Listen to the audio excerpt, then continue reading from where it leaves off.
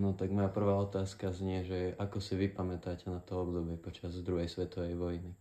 No tak pamätám si ešte, že ako aj začalo, ako sa písalo rok 1938, keď toto zabrali Maďari, toto bolo maďarské potom ako odobraté územie, no a vtedy sa už hovorilo, že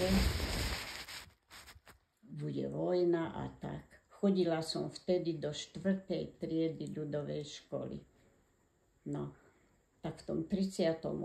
roku prišli Maďari a zaujali to cez Vidinský most išla hranica a na Bolontove, ako je benzínová tam taká, čo čerpá sa benzín do aut, tak tady išla hranica, no potom Slatinka, Pincina a toto spodne, všetko Košice, no to sú ešte ďaleko, ale tieto dediny neviem všetké vymenovať, to všetko už padlo k Maďarom a Podkarpatská Rus bola v bývalej prvej Československej republike.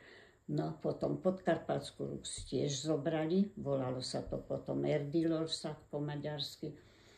No a Užhorod tiež padol. No a žili sme 7 rokov v tom maďarskom, ako boli sme už ako slovenskí občania sme boli, ale za bratom území sme boli.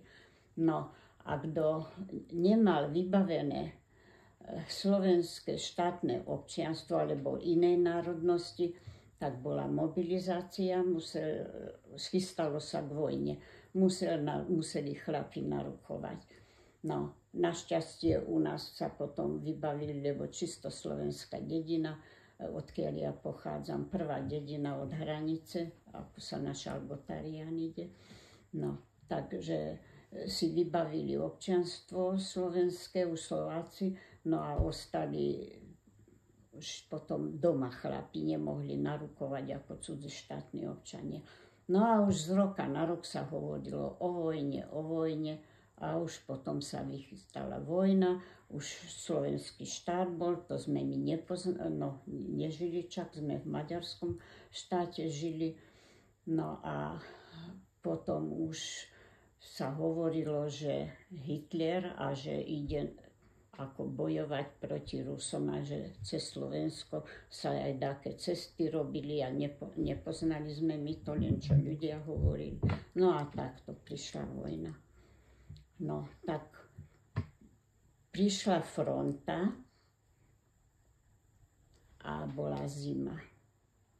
Bolo Silvestra, keď prechádzala fronta cez našu dedinu. To si dobre pamätám.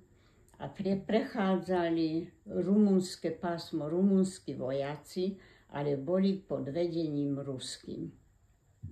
No tak prišli okolo polnoci, no a už bola akože fronta a vojakov sme veľmi ani nevideli, len nám klopali na okno a že ale predtým večer na toho Silvestra odchádzali Nemci.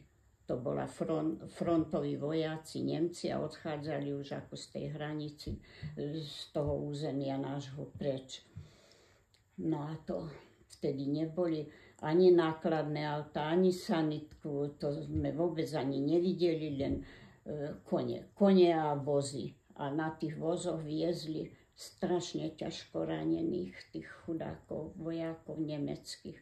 Naukladaní boli takto ako polená, keď uložíte vedľa seba a jajkali jeden viacej ako druhý.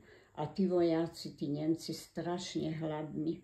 Zastavili sa čak ako pri ceste, dom bol, kde som ja bývala s rodičmi, aj druhí ľudia ako na dedine.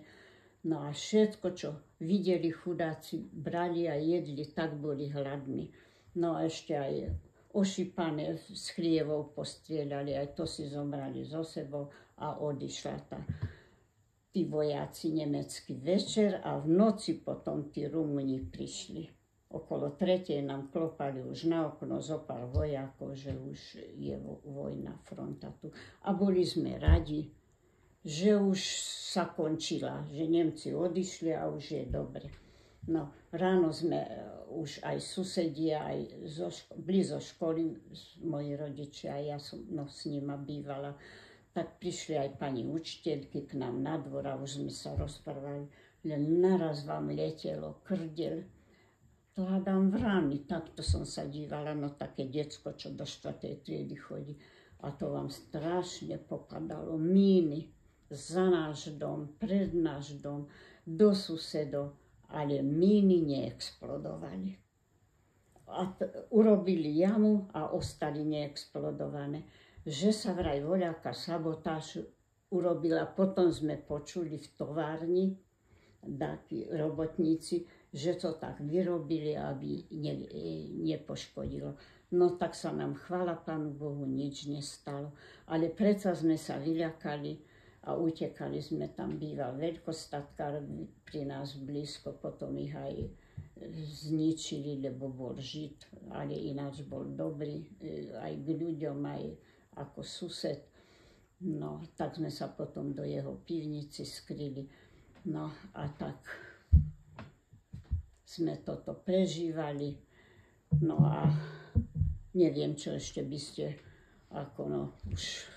Tak aj druhá otázka znie, že ako vy, ako človek, ktorý nebojoval v tej vojne, ako ste to vnímali všetko, čo sa okolo deje už počas vojny, keď už začala úplne. Strašne zle. Neprajem na svete Božom nikomu a vám mladým vôbec, aby ste to mali prežiť, čo moja generácia, my deti, vtedy sme prežívali, aj rodičia, aj všetci. Strašnom strachu. Strašnom. A potom bolo tak, že ostalo toto mesto Lučenec ako vyrabované. Nebolo centimeter látky, nebolo jedné topánky. Všetko behom 3 dní, keď otvorili maďarskú hranicu, tak vtedy prišli z toho Maďarska, tam ešte chudobnejší, biednejší tí ľudia boli a prišli a vykúpili za 3 dní všetko a nezásobovalo sa ničím, lebo asi nebolo výrobok alebo čo. No. Baťa bol predtým, to ostalo prázdne, všetky gumové čižmy, všetky papuče, všetky topánky, bolo prázdne regále. No, tak sme veľmi ťažko sme žili, pretože sa muselo odovzdávať pre vojsko. Moji rodičia roľníci boli, tak sa brala obilie od mláťačky, vypočítali nám to, nemôžem povedať, na chleba nám nechali, aj do siaťa nahali mojim rodičom, vypočítali pole a podľa toho nahali aj dosi, aby sme mali čo zasiať. No a ostatné šlo pre vojsko. Potom odovzdať museli hovädzí statok pre vojsko, odovzdať sa musela, keď sa zabila, ošípaná ako pre svoju potrebu, tak sa muselo 10 kg masti odovzdať. Ešte aj koža z toho chrbta, z vrchu, krupon sa to volalo, odovzdať. To všetko mali vypočítané rodičia a sa nevládalo. Nevládalo sa ani vychovať, pretože zrno bolo preč, odovzdať museli a nemalo sa s čím vychovať a to sa ani tak rýchlo nevychová. No, takže ťažko bolo, veľmi ťažko bolo, ale aj tak sme boli radi, že otcovia a mladí chlapi nemuseli narukovať, že boli sme slovenskí ako národnosti inej, boli sme ako cudzinci. Lenže ako cudzinci sme si museli platiť za pobyt. Ako pobyt za svoj dom, za svoje pole. Do hory sme vôbec nemohli ani ísť. Keď doma sa chleba pieklo, vtedy sa nekupovalo chleba doma, boli pece v každom dvore a pieklo sa doma chleba a muselo byť drevo, aby sa tá pec vykúrila. Tak potajomky otcovia išli do hory a už taký kus dreva dotiahli domov, aby sa mohlo chleba upiecť. Alebo horár chodil a ešte aj do dvorov dával pozeral, že či není tam také narúbané drevo. Tak bolo. To bolo ťažko tiež. Lenže aj tak sme boli radi, že nám nikoho nezabilo z rodiny, že sme ešte ako tak ostali naživo a tie míny, že nevybuchli.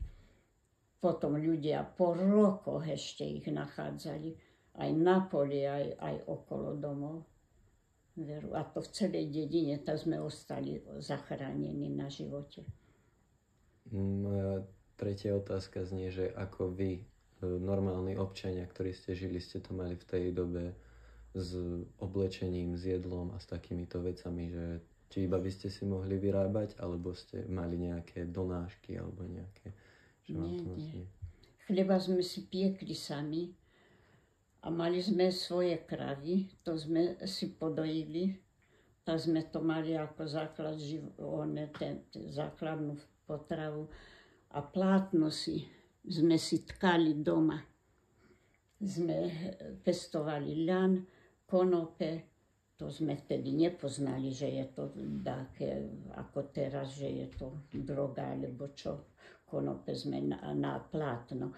A z toho sme si ešte aj periny obliekali. Ani sme periny nemali do čoho obliecť. Hoci husy boli v každom dvore. A piera bolo a gazdinie nemali do čoho piera dať. Museli do vreca, čo si utkali, do toho sa dávalo piera.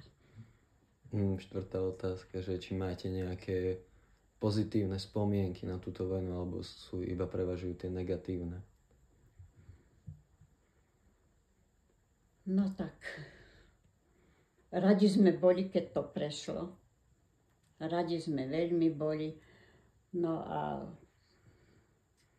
aj to, že nikoho nám z rodiny ani vôbec v dedine neusmrtili, nezabili. A boli sme radi tak, ako bolo. No. Moja posledná otázka. Ako sa to stalo? Moja posledná otázka znie, že ako si pamätáte na koniec vojny, absolútny koniec, keď skončilo všetko? No tak, tuto v Lučenci dlhšie Nemci držali frontu. Takže u nás hneď prešlo cez... No hranica nebola, keď už sme pod Maďarmi boli, ale tým vojakom, že mali to velenie ruské, že im hovorilo, že sú teraz na hranici, keď tá pôvodná predtým hranica bola, že sú teraz na hranici v takej krajine, kde sa ako priatelia, že Československo s nima, no takže aby sa aj tak chovali a všetko. No tak nebolo až taká hrôza, že by nám boli usmrtili alebo dačo tak, hej. No toto, čo už vojaci potrebovali, potraviny a čo, to si už zobrali aj sami, aj tak bolo už. No. Dobre, ďakujem. Joj, no, tak ste sa veľa nepýtali.